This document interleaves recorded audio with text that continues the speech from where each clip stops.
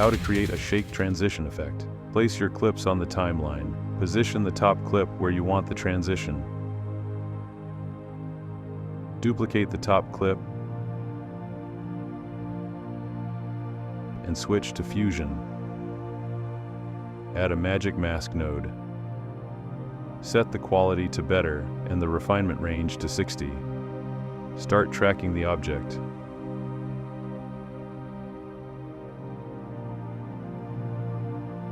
Return to edit and duplicate the top clip once more.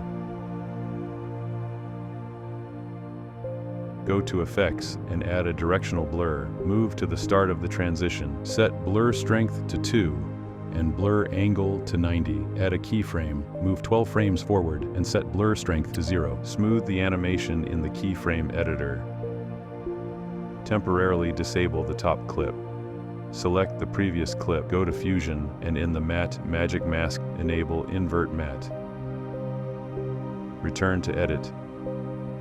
Set a keyframe for the position parameter. Move 6 frames back and shift the video upward off screen. Also smooth the animation in the keyframe editor. Move the playhead to the end of the transition and create a compound clip from the 2 top clips. Trim the right side and place the clip on the track with the original. Go to Effects and add Camera Shake.